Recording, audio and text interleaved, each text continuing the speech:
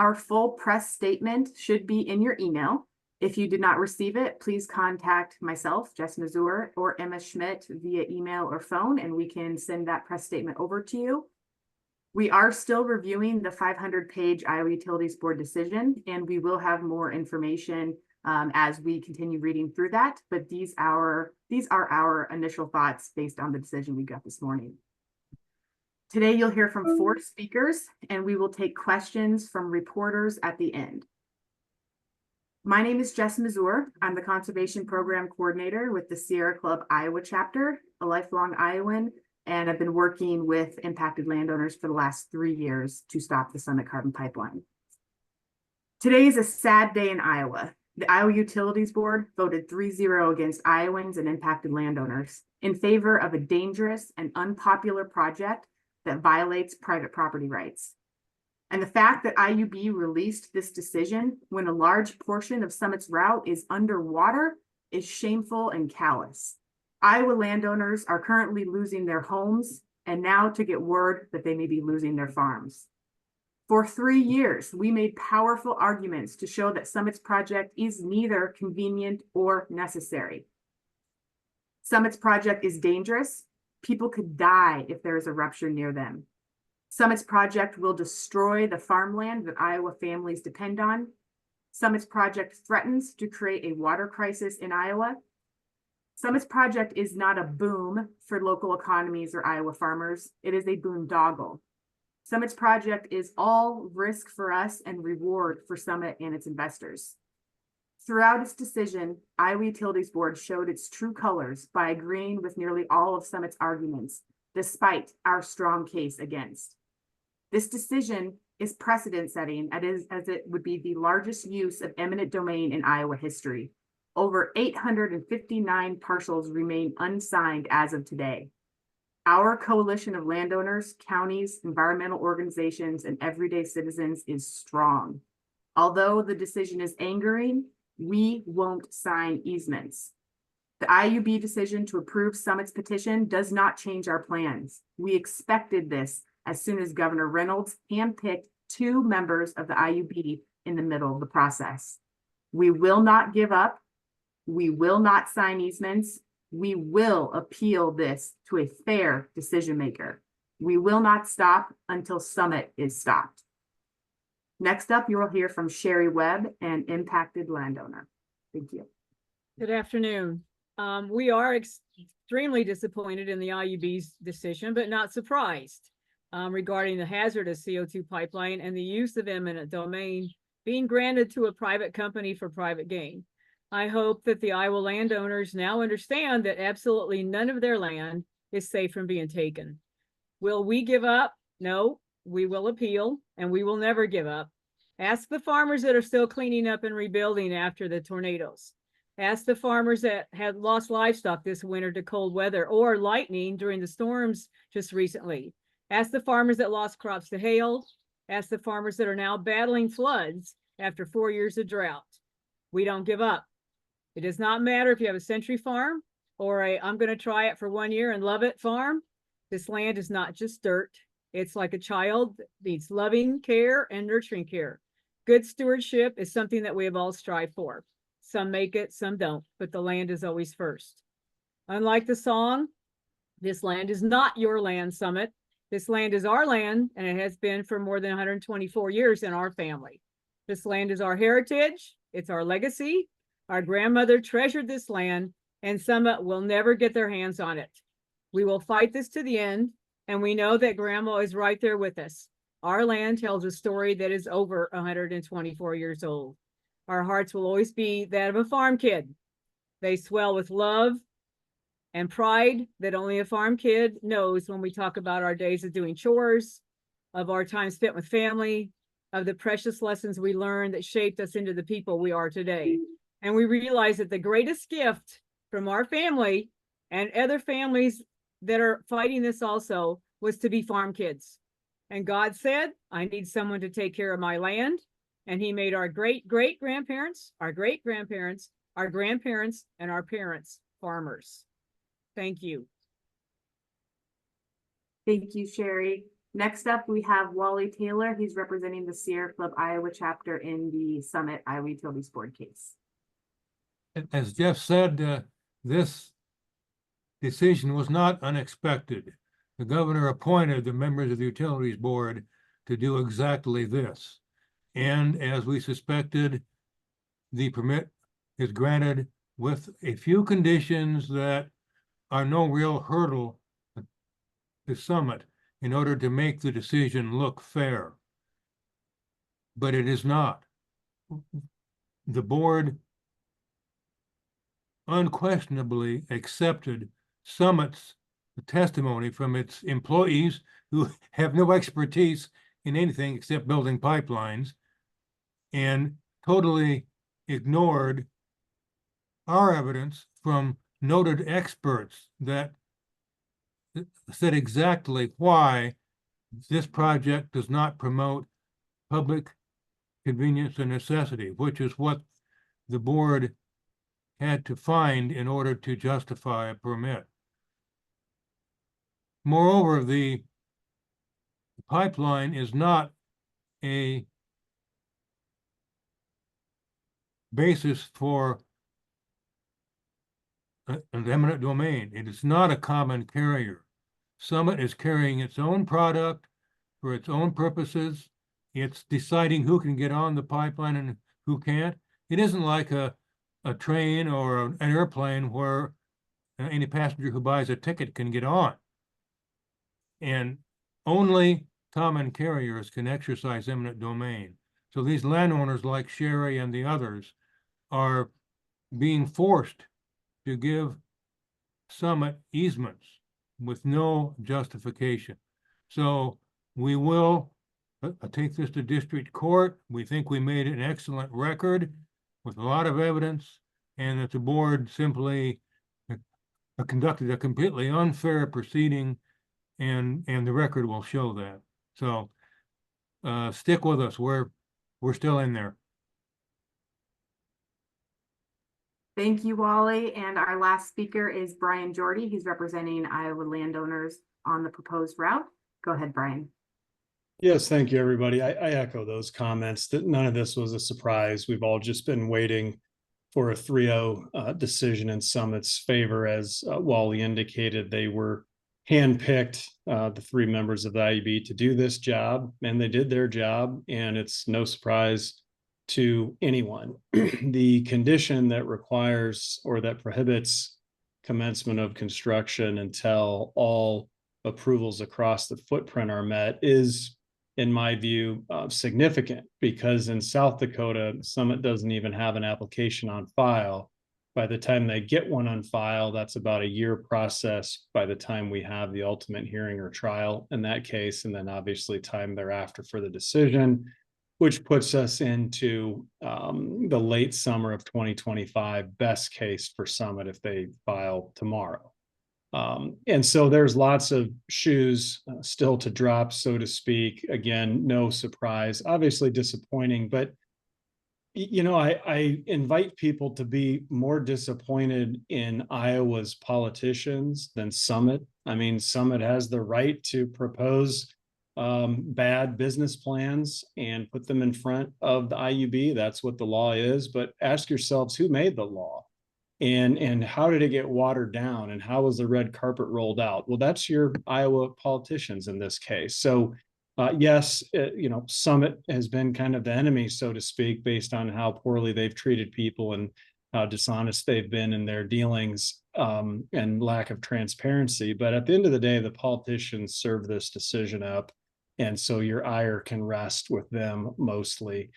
It is a bit hard to fathom that the IUB didn't take the opportunity to reroute in certain areas, especially given the really alarming evidence related to plume dispersion and analysis that they had at their fingertips, that of course was kept completely confidential from the public, even from the parties in the case. Only the attorneys got to see, and not even all the attorneys, the super secret information. So it's just kind of hard to wrap your head around with how this hazardous pipeline project promotes the public convenience and necessity As Wally said, they're not a common carrier and the record's closed. And so we think a judge will be able to figure that out.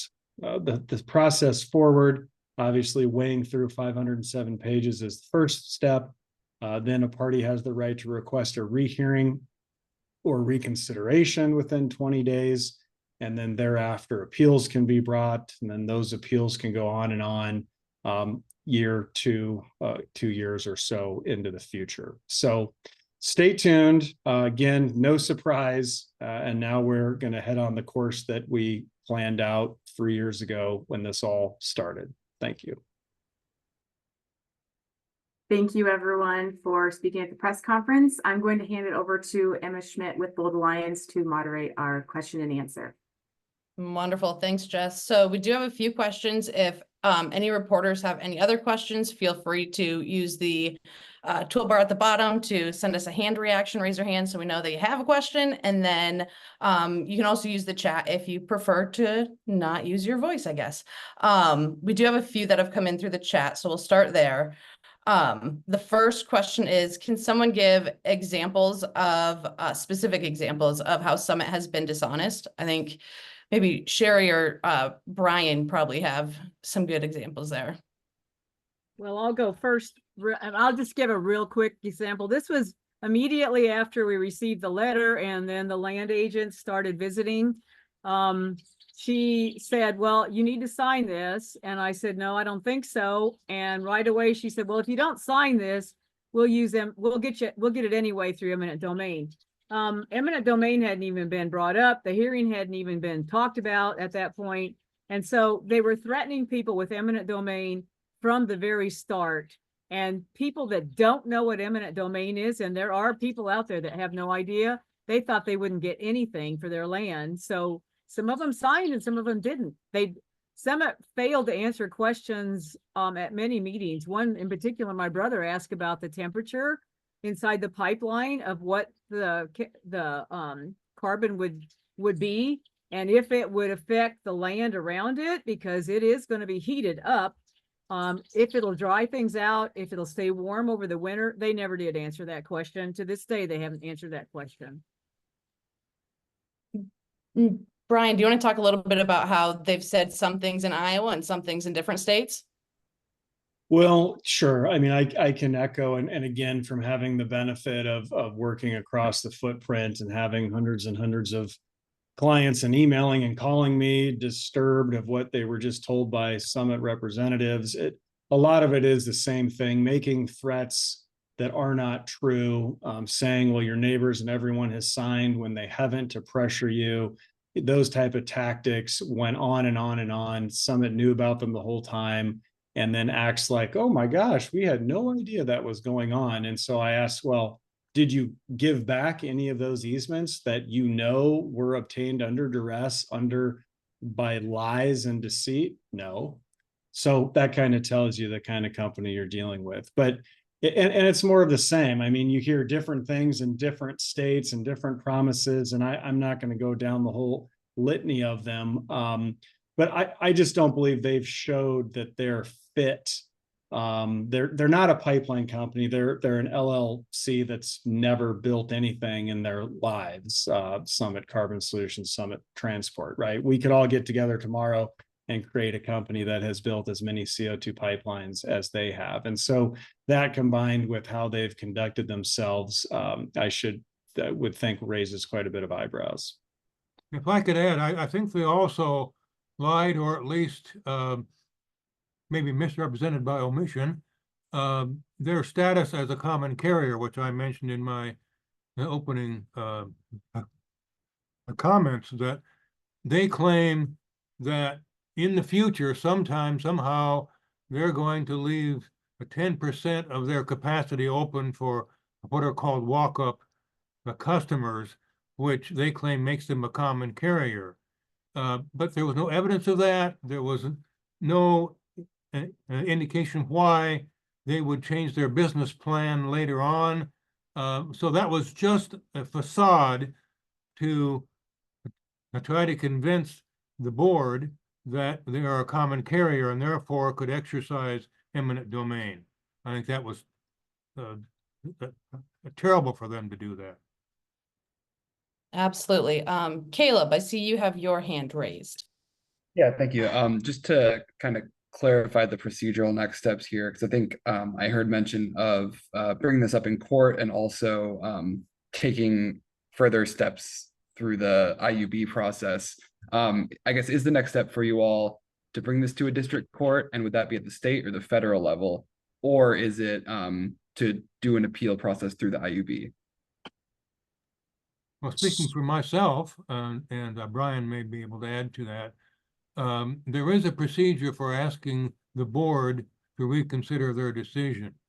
Brian and others and I haven't put our heads together yet. We haven't had time to do that, but that's one thing we could do, and certainly eventually the appeal process will take us to court. Would that, sorry, go ahead, Brian. No, yeah, I mean, correct. So, you know, it's with the IUB right now, right? So you can request the IUB to rehear it, reconsider it. They, of course, if we do that, will deny that. They'll stick with their ruling. Then you appeal, and then you're in the district court. And then, depending how that goes, you can appeal that further. And ultimately, the Iowa Supreme Court will make the decisions on this, say, 2 years from now or so. I think that covers it. Thank you. Wonderful. We have another question in the chat related to today's order. So in their summary, does IUB discuss why they held no public meetings while they were making a decision? I don't know which one of you has read the furthest in the order, so just come off mute if you know the answer. Repeat the question again, can you? Does the IUB discuss why they held no public meetings while they were making a decision in the order? I'm not sure what kind of public meetings they would have held. They hold the informational meetings before they even file their application with the board. And then the board holds a hearing, which they did, and we presented evidence. And so those are the only hearings that, or meetings, public meetings that would have been involved. Perfect. Yeah, I was going to say, as the fastest reader in my 5th grade class, I have made it through all 507 pages, and they certainly did not mention anything about public involvement. Well, the fact that there were days that only 2 board members were present in Fort Dodge at the hearing, and even one day when there was only 1 board member present, which doesn't even constitute a quorum, says a lot about what they care about meetings. Absolutely. Mike, I see your hand is raised. Yeah, hi. Just while we're in the realm of procedure, I noticed that, so this doesn't give them a permit, doesn't give Summit a permit. Is there, I hope this wasn't said and I wasn't being attentive, but is there further further procedural steps that opponents could take at a permit stage? I don't really, I'm sort of, and let me ask a broader question. It seems like since there is no permit, the basic function of what they did today was authorize eminent domain, right? I mean, that's the, okay, so 2 questions. I'll shut up now. Well, they said they were going to issue a permit subject to certain conditions, and so Summit has to come forward and show that they can satisfy those conditions. Then they will get a permit. That's exactly what happened with Dakota Access oil pipeline several years ago. The board issues a decision like this, saying they will grant a permit subject to conditions, and then Summit has to show they will satisfy those conditions. Then the permit is officially issued. If that makes sense. Yeah. So there really isn't. I mean, there isn't a further procedural step at that point. I mean, you're just challenging the. I mean, you can challenge this approval, and there's no other bite of the apple or regulatory procedure that you can seek further public comment or anything like that when they get to the permit stage. Not public comment. As I said, we can a request a reconsideration from the board, but that would But just not be, with a permit, just on this decision. right. Well, but to add to that, I mean, if you're talking procedure, all the other states, right, have to line up. I would argue those appeals, when and if they happen, will have to be concluded. And so because it's a connected piece of proposed infrastructure, all the dominoes have to have fallen. And so far, this is part of one in Iowa. So there's a long way to go. If you disagree over the terms, you know, that you think that the company says they've satisfied it and you don't think they have, do you have an opportunity for appeal based on that, or is that pretty solidly up to the board's or interpretation? So you're saying if there's a condition that's ambiguous and Summit says we've satisfied it and we say, oh, no, you haven't, can there be a more legal inquiry on that piece, basically? Is that what you're saying? Yeah. I mean, there would be nothing preventing us at that time from filing like a declaratory judgment action to a district court to determine something like that, or request further proceedings at the IUB. But it's a little premature to go down that route, I think. Thank you. Another question from the chat is, so with the IUB decision, does that make a CO2 pipeline a de facto utility? And if that is the case, has the IUB changed the definition of a utility? And is that possible? Well, no, the pipeline's not a utility. And it doesn't have to be. The chapter 479B of the Iowa Code gives the board the authority to permit hazardous liquid pipelines, irrespective of whether they're actually a utility or not. And the eminent domain statute says that the eminent domain can be granted to any entity under the jurisdiction of the utilities board. So that puts the pipeline within that exception to the prohibition on eminent domain of farmland. Thanks, Walt. Perfect. Thank you. Do you have any follow-ups to that, or? No, thanks, Emma, I don't. Okay, It's confusing. it is a lot. I think that's every question from the chat. There is one thing I would be interested in hearing about, and that is, we know there are additional lawsuits in other states. We have a survey lawsuit in Iowa. How does that impact what happened today? Do they have any role? So the survey case is, challenging the right of entry as unconstitutional and this type of a project and the way it's being used. That doesn't have a direct bearing on the IUB per se, but obviously if that law was tossed out and Summit had to get surveys by some other means, that could potentially slow things down. And the slowing down of the also gives landowners more justice and more rights and times to react. But there's no lawsuit right now on file that would directly attack the IUB decision of today. And there's also an appeal pending in federal court now by two of the counties that passed ordinances creating land use requirements on Summit, and the Summit had appealed those to federal court in Des Moines, and the federal judge there ruled in Summit's favor. So the counties are appealing to the 8th Circuit Court of Appeals, and written briefs are still being filed in that proceeding, so it could be another year or so before that's decided. But certainly if the counties win that appeal, that puts quite a a hurdle in front of a Summit's project.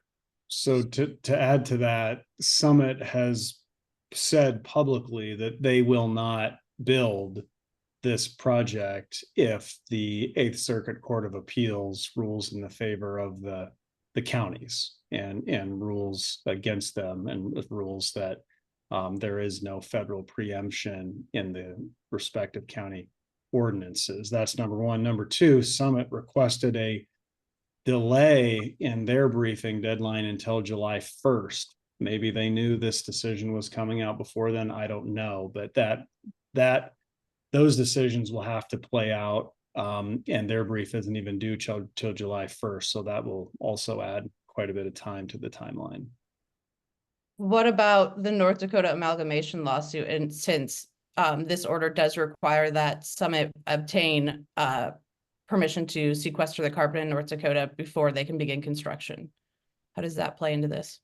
Sure, it's another one of the many puzzle pieces that aren't in the puzzle yet, right? They're in the box still, and so that if that goes poorly for Summit, then that obviously has an effect. And so there's just a lot of moving parts. Like I said, this is a partial piece of the Iowa hurdles, and we still have the other states in play. I did miss one question from the chat from Kay Henderson. She's asking, in your view, is there an action the state legislature could take to negate this decision? Apparently, House Republicans today said that they intend to update the state's eminent domain laws. Well, I guess I would take a shot at that. I mean, what part of the decision, the granting of eminent domain? Sure, they could take that power away from the IUB, period. Why is the IUB making that call? I mean, what do they know about eminent domain? So yes, I mean, this decision is based upon laws of Iowa. So the legislature, if they cared, which they do not, about property rights, constitutional rights, land ownership, landowners, they would have taken action long ago. But because they are money at any cost first, they've fallen victim to Summit and are deeply in their pockets, and we are where we are. And it's likely, to me at least, that any law that would be to pass now probably would be designed not to impact Summit. It would only apply to future projects. And all the way along, Summit has relied on its political power, not on the merits of the project, not on its evidence, not on anything that should matter. It's relied strictly on its political power, and that's apparently been enough. Sherry, do you have something to add to that? I do, because you know that a lot of landowners did make weekly trips to the Capitol. And when the question was worded, it said House Republicans.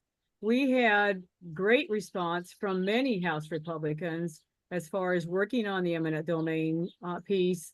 And twice things were passed in the House and they got lost in the Senate somehow. So it's the Senate Republicans that we have an issue with, and the House was bipartisan by far. I do believe the Senate would be bipartisan as far as in favor of action, but there were three people made the decision for this to happen, and we all know who they are. Thank you, Sherry. Do we have any other questions? I could. If there's all these other hurdles, are we making too big of a deal of the announcement today? I mean, what is the elevator pitch significance of this approval? Well, so for Summits to go back to their investors, the project's bleeding cash. They have to keep going back for cash calls to fund the ongoing operations. They laid off land agents across the footprint. For them, it'll be spun that now we're ready to go. Iowa is where we have the most ethanol plants. We hope all other states follow suit, et cetera, et cetera. From my standpoint, this is a big who cares. I mean, we knew this was going to happen, and it's like I said, it's just one small thing in a maze, in a track and field event full of hurdles that they have to get over. So we're just going to keep our heads down and move forward as we always planned. And I would add that in 3 years, we have built an unformidable coalition of landowners, environmental groups, county officials, elected state leaders, and our coalition continues to grow stronger and stronger every single day. And that's not going to stop because of this. It's only going to put a fire in our bellies to keep fighting as hard as we can. Because like I said, we will not stop until Summit is stopped. And now Summit will certainly schedule the informational meetings in the counties where they're expanding their pipeline. They took over many of the ethanol plants that had been on the Navigator route, and a Navigator pulled out. And so there are, what, 14, I think, new pipeline segments that Summit will be asking the Utilities Board to approve in the future. Thank Okay, you. one procedural question. So so the Summit had asked to incorporate the new Navigator parts into the project. You guys asked for that to be separate, and the board went forward. So this approval today includes all of that lineage, pipeline mileage that you had thought should be separate in a separate proceeding, right? No, just the opposite, Mike. Just Okay. the opposite. We asked that these 14 new projects be consolidated with the decision on the main project, so that it wasn't a piecemeal thing, and that we thought it'd be more efficient and make more sense to have it all decided at once. Summit objected, and the board, of course, agreed with Summit. So I don't know whether we're going to have 14 separate new hearings, or if they're going to consolidate those 14, but at least they're not consolidating them with the main project, which we thought they should be. So they don't have eminent domain for those to get to those other 14 projects. Okay. Yeah, they will be asking for eminent domain, certainly. Wonderful. If we don't have any other questions, Jess, do you want to close this out? Yeah, I'd like to thank everyone for joining our press conference today. We will have a recording of this available, and we'll email that out. If you think of any other questions, please contact us. Emma, if you could put our emails in the chat and just reach out to us via email or phone, and we will respond to those. And then as we do a thorough analysis of this 500-page decision, we'll have more information to come.